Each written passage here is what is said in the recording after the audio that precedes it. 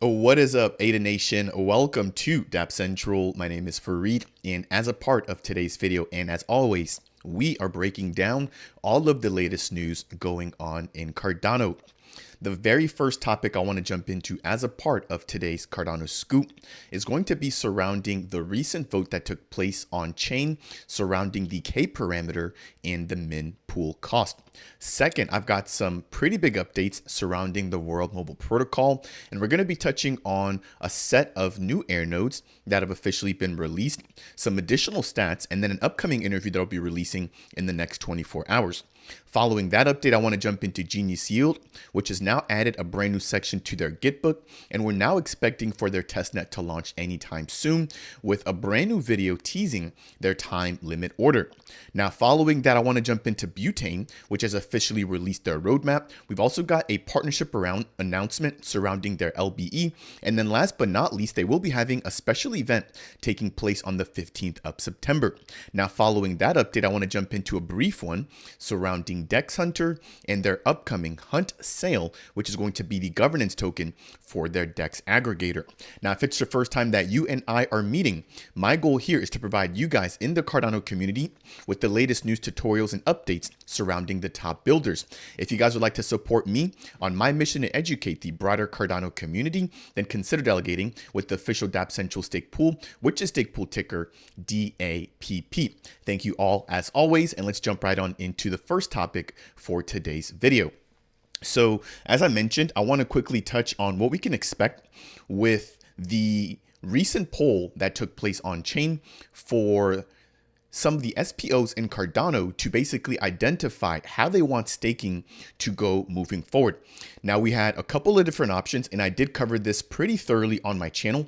If I jump over to AdaStat here, we have all four, or all five, I should say, of the different options. So we had the ability to either increase the K parameter or leave it as it is right now at 500. And then we also had the ability to either keep the min pool cost at 340 ADA or cut that down in half to 170 ADA. Now, you could have also abstained or stated that none of the options provided fit your criteria. Now, what ended up getting the majority of the votes was the option to increase K to 1,000 and to half the min pool cost to 170 ADA. If I jump back over to the very first tab here, what we have is the recent article or recent statement by the Cardano Foundation as to how they want to implement these changes now that the community has spoken. So shout out here to Pride Pool for posting this particular clip. I will be jumping to the full article here in just a minute. So it reads, in conclusion to the latest poll, the Cardano Foundation is in favor of respecting the decision that resulted from the SPO poll. And so it continues to read, we therefore support the halving of the min pool cost as a first gradual step, followed by an evaluation of the effects and further adaptations in Q3 and Q4. One thing that sticks out to me here is that they do not mention the increasing of the K parameter to 1,000. Essentially, what that will do is lower the limit to saturation. So any pool that has more than about 35 to 36 million ADA in it will therefore technically be oversaturated if they were to increase the K parameter to 1,000. Right now, the K parameter is at about 500, which allows for about 500 fully saturated stake pools right now on the network with around 70 or so million ADA. So you could expect that if the K parameter were to change, especially overnight, that a lot of people would have to shift their delegation, which obviously would cause a disruption to some of the bigger stake pools right now. But that would also then flow over to some of the smaller stake pools. I do have a full dedicated video breaking down all of the effects and reasoning behind, the increases and the decrease in the min pool cost. And I recommend you guys go ahead and check out my video surrounding that in its entirety. If I jump over to this particular tab here, this is going to be on the Cardano forum, and this basically breaks everything down that I just mentioned. Now, I want to touch on a couple of stats here before we move along. So the actual mainnet poll took place during epoch number 412 all the way through 415 in the month of May of 2023. Now, from the current 3,000 pools registered on the mainnet, about 1,100 of them regularly generate blocks. Now, generating blocks is basically what keeps the pools profitable while also making sure that the Cardano network is secure. So about a third of them are actually active and participating. Now, 900 or excuse me, 796 of them actually participated as a part of the poll. This means that 27% of all existing pools and 72% of all block producing pools have actually casted their vote. So relatively good participation. Obviously, the higher the better, but we did see a pretty big turnout. And I do remember a really big push to get SPOs, including myself, to actually vote and have the community's voices be heard. Now, I'm not going to break all of this down. I will leave the link to it down below, but this talks about the results as well as the impacts of increasing the K parameter or the saturation parameter all the way to 1000, as well as the effect of cutting the min pool cost in half. So that will take me through the first update here as a part of today's video. Again, we can expect for that min pool cost change to take effect or to take place as a part of the year of 2023, but there's no mention of the K parameter and when that could potentially change. And that will most likely be a slow and gradual change as to make sure not to ruin the participation right now, especially with some of the bigger pools. And then also with respect to not incentivizing people to immediately go ahead and create additional or multiple stake pools. So that will take us through the very first topic here as a part of today's video. The next topic I want to jump into is going to be surrounding the World Mobile project. Now, World Mobile continues to deliver and continues to develop, and we now have the addition of 5 new air nodes. It feels like it was just a couple of days ago that I just made another update stating that they had added another 4 air nodes. So I believe a total of 9 air nodes within the last 7 days. Now, this brings the total amount of air nodes to 435. And just for a little bit of a comparison, I took a look at where we stood last year. So this is a post around Christmas time of 2022. And as you guys can see there were 226 air nodes deployed. Now, the World Mobile team had a target of 225 air nodes. And so the fact that since then, they've almost doubled that amount in this particular year of 2023 has been amazing. Now, keep in mind that we're only in September. So I would definitely think that by the time that we get to around Christmas time and New Year's, that we might be well over 500 different air nodes. Again, keep in mind that these are going to be deployed in the Zanzibar area, where the team is working to potentially get an aerostat in the air very soon.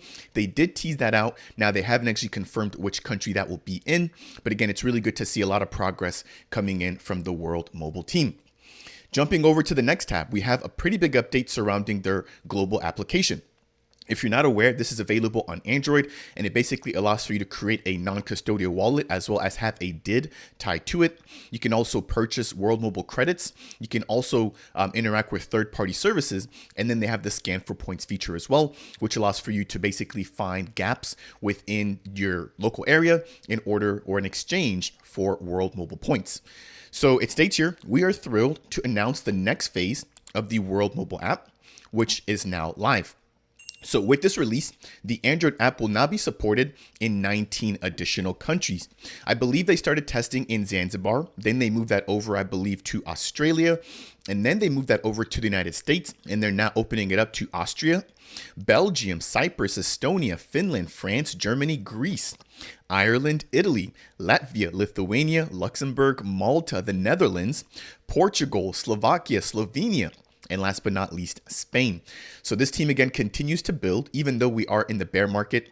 Again, it was a really awesome time sitting down with Mickey and the rest of his team at Rare Evo. I'm looking forward to potentially seeing them again at NFTLV. But updates like these are what make me so bullish on the World Mobile project. They are one of the projects that I'm now kind of staying in tune with a little bit closer, especially having met a lot of the team at Rare Evo. So that's going to wrap it up for that particular update. Again, 19 new countries where the testing for the global application can now begin. If we jump into the next tab, we have a pretty major tweet here being released by Mr. Telecoms himself, Mickey Watkins, CEO and founder of World Mobile. And it reads, on a single rooftop with just one radio in one sector, 10,440 unique handsets attempted to connect to the World Mobile network in just the last 24 hours. As Operation AirNode expands its reach across the United States, the sharing economy is poised to connect millions of users daily. If you guys are not familiar with Operation AirNode, this is going to be the sale in the implementation of AirNodes. Obviously, they're going to be targeting the Zanzibar area, but they're now looking to expand their operation operations in the United States. So I'm excited for that as well. And I will definitely be purchasing Air nodes as soon as they are available to not only participate in the network, but also have that as a way to gain some revenue from the actual World Mobile Protocol. Jumping over into the next tab, I want to give a huge shout out here to Clover Nodes. If you guys are not already following him on Twitter, I recommend you guys go ahead and do so. But I've had a couple of questions, especially after Rare Evo, surrounding how to stake your World Mobile tokens. So Clover took the time to put this very high quality tutorial together, which basically walks you through the process of creating a World Mobile Vault, which allows for you to lock up your WMT in order to begin staking and earning additional passive WMT as you do so. Again, this is a pretty simple process. If you guys hold World Mobile or the WMT token and it's just sitting in your wallet, I recommend you guys go ahead and check this out. Again, shout out to Clover. Give him a follow on the official Twitter page or on his official Twitter page, which I'll leave the link to down below as a part of today's video description. So again, pretty simple process, something that I just wanted to cover here, given the fact that I have had people reach out to me surrounding how to stake their WMT tokens. So jumping into the last section here, I did tease this out and I will be releasing this actually tomorrow morning. So on the 15th of September, you guys can go ahead and check this video out on my channel. But I've got a 30-minute plus interview sitting down with Mickey talking about World Mobile, their eSIM, their expansion into the United States, and their recent partnerships with Singularity Net, what we can expect in terms of AI adoption, and then last but not least, their expansion into the Ethereum and BNB networks. I did tease this for quite a bit of time. Again, I did have to go through legal and make sure that their team actually reviewed and were okay with the content before releasing it. So that's been the hold up on that. But if you guys are interested in finding out more about some of the other interviews that I've had with respect to Rare Evo, then definitely make sure to go ahead and check out my channel, which those are all posted there and ready for you guys to review as well. That will take us through today's update surrounding the World Mobile project. If you guys are enjoying this video so far, or if you found it to be helpful in any way, shape, or form, as always, I would appreciate you if you could tap that like button. If it's your first time stopping by the channel and you want more content like this, consider subscribing. And if you have any questions for me surrounding anything we've touched on as a part of today's video or Cardano in general, then as always, make sure to go ahead and leave a comment down below. The next update I want to jump into as a part of today's video is going to be surrounding the Genius Yield order book style DEX. And so we are expecting for their testnet to launch very, very soon. They did announce that OGs will have the ability to test their DEX, I believe in the later portion of September or in the very first week of October. Now, they did also update their official Gitbook, which has all of the information surrounding the actual order book style DEX. So what we now have is a new technical update section giving us updates in preparation for the launch of their testnet. Now, the updates are broken down in two sections. One is surrounding the web team, and then the second is surrounding the Haskell team. So when we look at some of the updates with the web team, we have a DEX integration. And so front-end integrations of partial limit orders and time limit orders have now been completed. I'm actually going to be playing a video here in just a second surrounding the time limit orders. And then we also have an additional update surrounding DEX fees.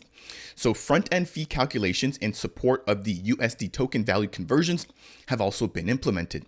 Scrolling down into the Haskell team, we have a update surrounding the optimization of their smart order routers, in which they've improved their performance in matching for multiple token pairs. Last but not least, we have an additional DEX integration surrounding the testing of matched fills, direct fills, and then time limit orders and failed events. Jumping over to the good stuff here, we have a pretty nice update, and I'm just going to go ahead and roll this, but this is going to be touching on the limit order or the limit time order, which is basically an order that will sit on the DEX until a certain time limit has been met. Once that time limit is met, then the order will then become inactive. So it's pretty common and pretty standard, but we have a pretty cool tutorial here showing us how that will work. So we have somebody looking to purchase 100 ADAs worth of the GENS token at a price of 2 ADA per token. Now they're then going to jump into their advanced settings there. And if I actually get myself out of the way, they're going to add a start date for the time where the order is valid of November 9th at 11:15.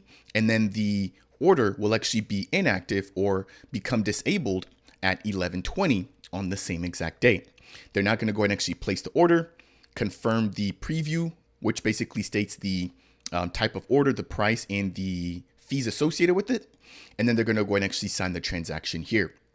We now have a success message and their order has been placed on the blockchain.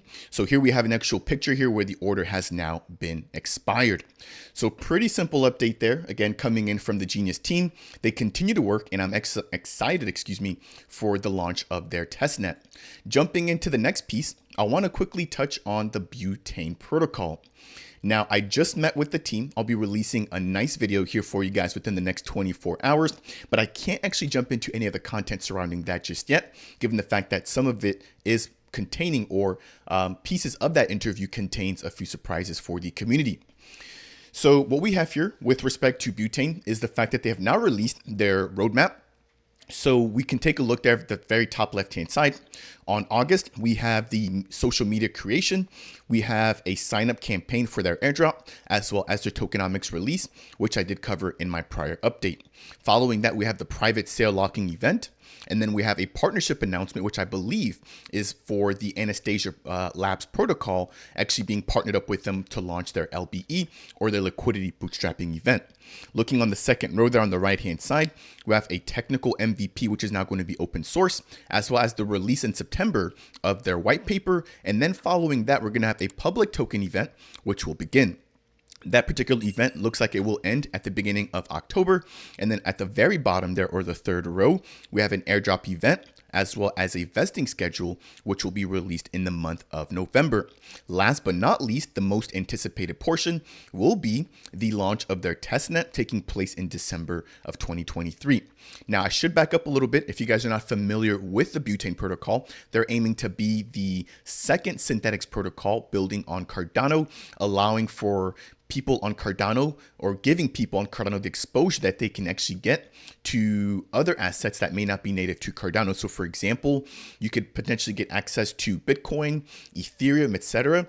Now, granted, it wouldn't actually be the actual token on Cardano, but it'd be a synthetic representation of that asset tracking its price movement. So again, pretty standard protocol here, and it's very similar to what we're going to have with the Indigo protocol. Jumping into the next tab, we have a pretty big announcement here surrounding the Anastasia Labs partnership for their LBE. So it states here, we are partnering with Anastasia Labs for our upcoming liquidity event. This is basically going to be to get the liquidity pools up and going, while also allowing for the community to get access to the BTN token or the Butane governance token. Last but not least, I did mention that they will be having a pretty big upcoming space here. And so this will be taking place on September 15th at 3 p.m. GMT, which is equivalent to 10 a.m. Central Standard Time or 11 a.m. Eastern Time for those of you who are in the United States. Now, I'm not allowed to speak about what they'll be releasing, but I can tell you guys that they have some pretty big surprises in store for everybody who's going to be listening in. And I will definitely be on that particular Twitter space as well. So I look forward to seeing you guys there. But I think that's going to wrap it up for all the updates here surrounding the Butane protocol. Now, last but not least, I want to jump into some updates surrounding the DEX Hunter platform, which is going to be a DEX aggregator, allowing you to get partial fills and get the best prices when it comes to swaps on Cardano. So what we have here is going to be an update or an announcement surrounding the Hunt token, which is going to be the native governance token for the DEX Hunter platform, which will be having a pre-sale on September 27th. So if you guys are interested in finding out more about that, you can head over to their official Medium page, and I've got their tokenomics listed here. So 70% of the Hunt token will be given out as a part of the pre-sale. We have 10% going towards the team, 5% towards an airdrop, an additional 5% for liquidity, 5% for trading incentives, and then the last remaining 5% for marketing. Now, they do also have some discounts that they'll be giving away if you hold the Hunter Pass, the Melanaire NFT, or the Weno NFT. Again, there's a lot of additional information here surrounding the DEX Hunter platform on their official Medium. So if you guys are not already following them there, I recommend you go ahead and do so. That is going to bring us to the end here for today's Cardano Scoop. I cannot thank you guys enough for sticking with me all the way through. As a part of today's video, we touched on Cardano and the SPO poll. We jumped into some news pieces surrounding World Mobile, as well as Genius Yield, the Butane protocol, and DEX Hunter.